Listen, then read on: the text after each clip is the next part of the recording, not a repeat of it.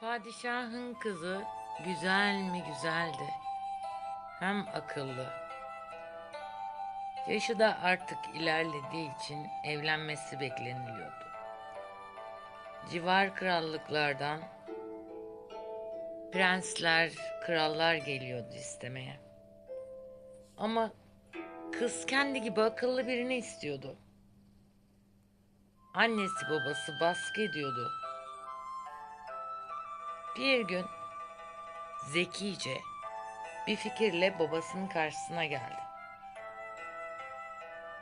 Eğer benimle evlenmek isteyen biri varsa deveyle, devenin üstünde bir tane narı dökmeden yiyecek. Deve yürürken diye babasına söyledi. Evet. Babası bunu bütün ülke genelinde herkesi duyurması için ilanlar verdirtti. Çığırtkanlar gönderdi. Ülke ülke herkes duydu. Padişahın kızının isteğine. Akın akın herkes geldi. 1, 2, 3 herkes denedi. Ama ne çare, o sallantıda illaki nar tanesi düştü. Ta ki bir genç,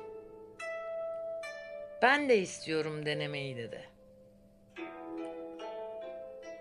O ana kadar kimse başaramamış. Tamam dediler. Genç bindi deveye, kırdı narı ortadan, tek tek tek tek dökmeden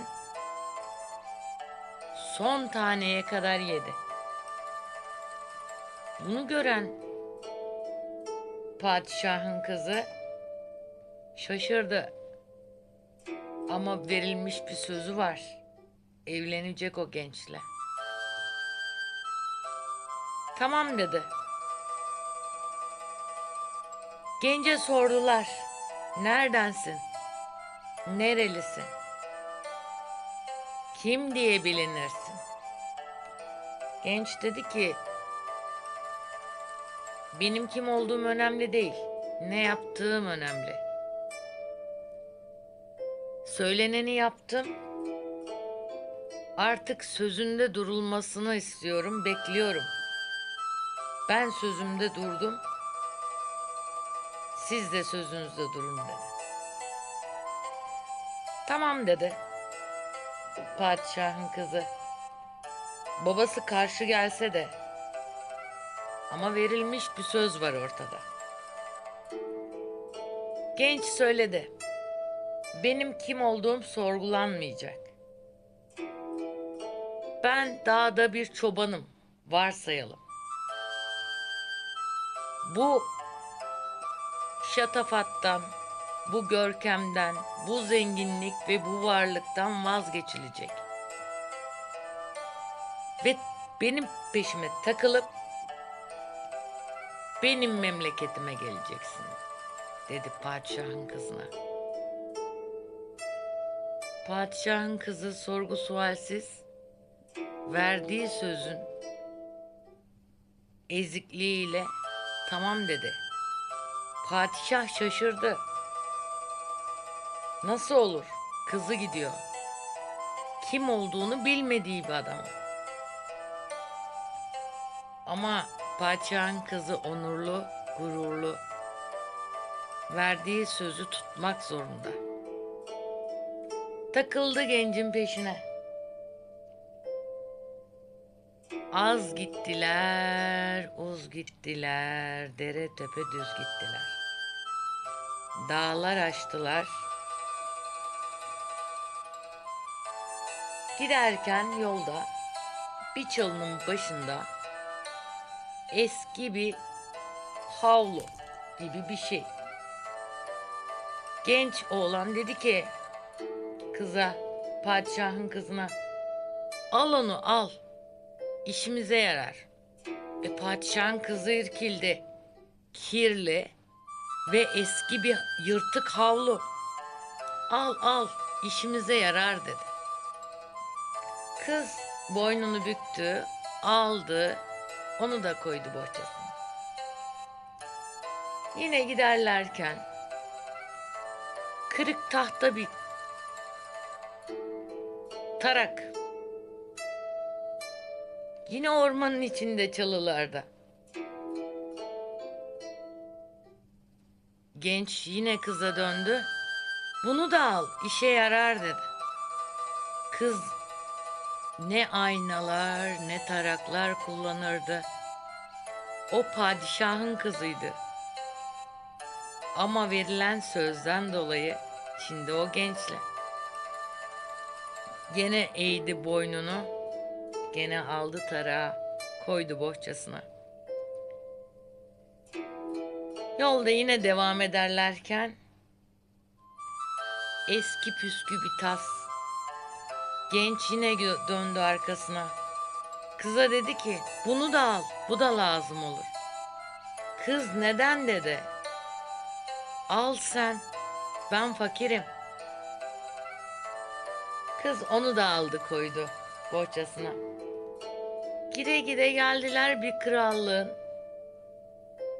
büyük bahçenin bir ucunda köhne bir kulübeye.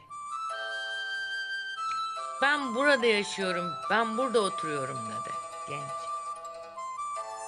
Bu krallığın bahçesine bakıyorum, hayvanlarına bakıyorum. Olur olmaz işlerine bakıyorum. Karın tokluğuna. Onlar da burada benim aç kalmayacak kadar. Neyse giderim onu karşılıyorlar dedi. Kız boynunu büktü. Eski kulübede. Tamam dedi. Kulübeyi temizledi. Bir tane yatak. Başka bir şey yok. Genç her gün bir tabak kadar yemek getiriyor.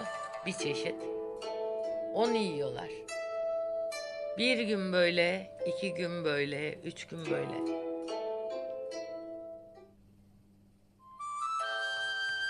Ve bir söylenti. Oradaki kralın oğlu prens evlenecekmiş.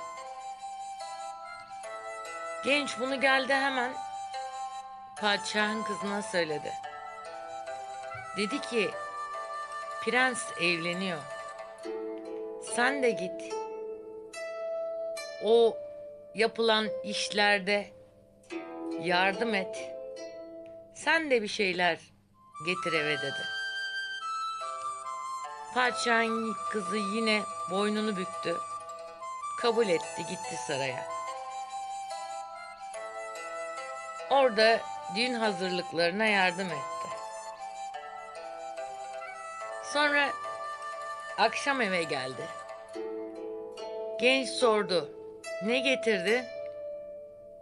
Padişahın kızı ne getirebilirdi ki? Hiçbir şey. Yarın bakliyatlar seçilecekmiş. Hepsinden bir avuç koy yanına. Burada yeriz. Bizim paramız yok, biz fakiriz dedi. Ama kız nasıl yapar böyle bir şeyi? O padişahın kızı. Yine boynunu büktü. Ertesi gün bakliyatlar seçilirken o bakliyatlardan birer avuç koydu cebine. Prens de annesiyle konuşurken annesi merak ediyor işini. Kiminle evleneceksin? Prens bizim genç. Bekleyin dedi. Öğreneceksiniz. Gelin yok ortada. Kumaş biçilmesi lazım. Ona göre hazırlık yapılması lazım. Kıyafeti dikilmesi lazım. Ama hala prens evleneceği kızı ne krala ne kraliçeye göstermemiş. Bizim fakir genç prens. Ama padişahın kızından bundan haberi yok. Padişahın kızı prensin düğün hazırlıklarına yardım ederken hepsinden bakliyatların birer avuç aldı, cebine koydu, getirdi evine.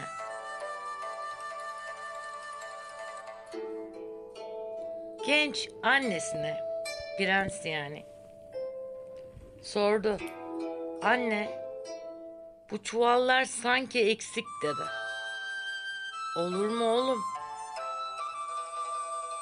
Bütün herkes beraber birlikte seçtiler. Eksik değil, kiloları tartıldı.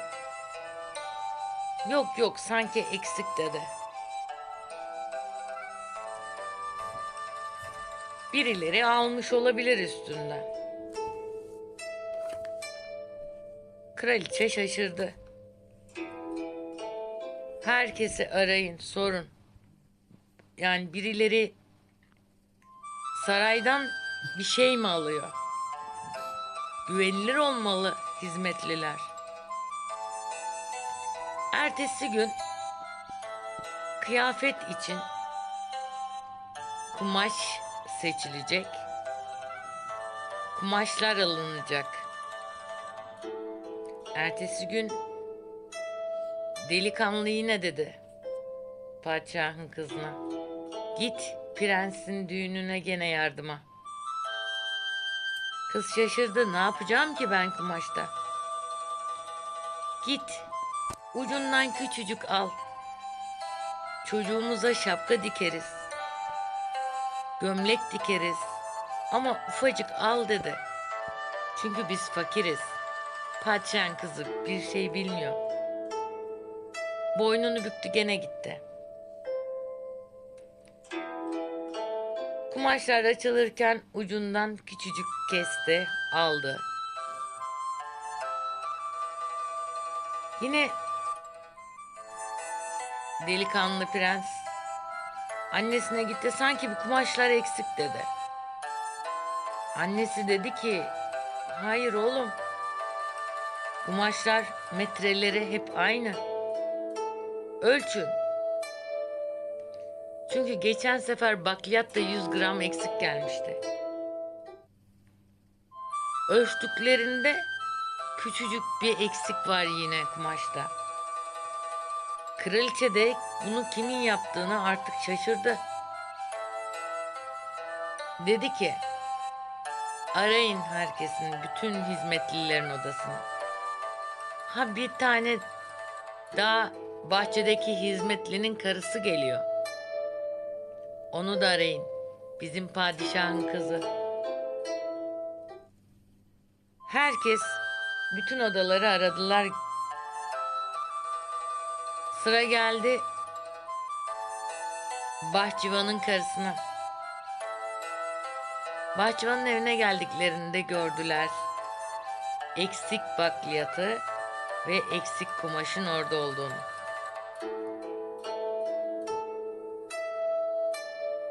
Kraliçe oğluna dedi, sen nereden biliyordun bu kadar? Yani az eksildiği halde eksik olabildiğini. Anne olabilir dedi. Prens, bir şey yapmayın, almayın geri. Ama söyleyin, hakaret edin, ezin, üzün onu. Ama bırakın yine onda kalsın dedi. Aynen öyle yaptılar. Hakaret ettiler, ezdiler, üzdüler padişahın kızını. Ama gene bıraktılar kumaşla bakliyatları. Artık son gün. Bir gün sonra düğün olacak. Gelin hamamı olması gerekiyor.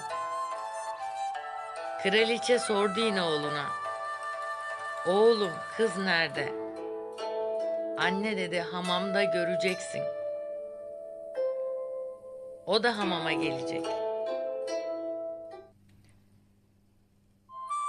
Prens geldi kızın yanına yine fakir genç olarak.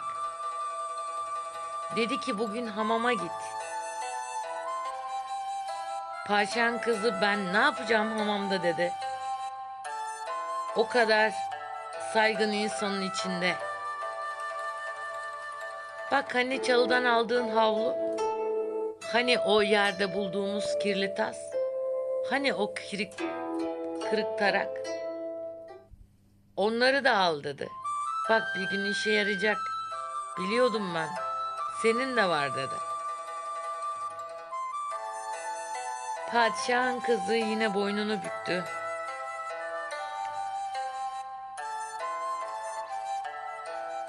Gencin dediği gibi hamama gitti. Bu arada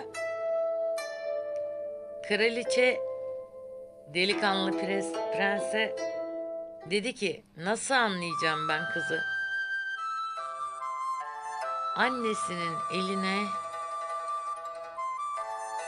bir nar tanesi, bir avuç toprak, bir yeşil yaprak verdi. Götür dedi bunu. Herkese sor. Evleneceğim kızı göreceksin ve anlayacaksın dedi. Verdiği cevaptan. Kraliçe çok şaşırdı. Evet, hamama giden her kıza sordu. Bunun anlamı ne? Çoğu bilemedi. Çoğu bir şey söyleyemedi. Çoğu nar tanesi, yeşil yaprak, toprak dedi. Ta ki padişahın kızına kadar. Padişahın kızına gösterdiğinde kocaman bir iç çekti. Evet, ben bir yeşil yaprak ildim. Söz verdim.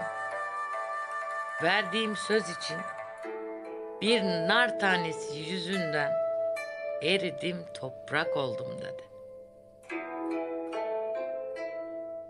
Kraliçe baktı kaldı. Yani böyle bir şey düşünmemişti. Sonra kızı çıkardıkları gibi saraya getirdiler. Bizim delikanlı, fakir delikanlı, meğer prens. Padişahın kızı bunu görünce ağlamaya başladı. İşte dedi, benim evleneceğim bu. 3 gün 3 gece düğün ettiler. Onlar erdi murada, darısı tüm sevenlerin başına. İşte bir söz, gurur ve onur.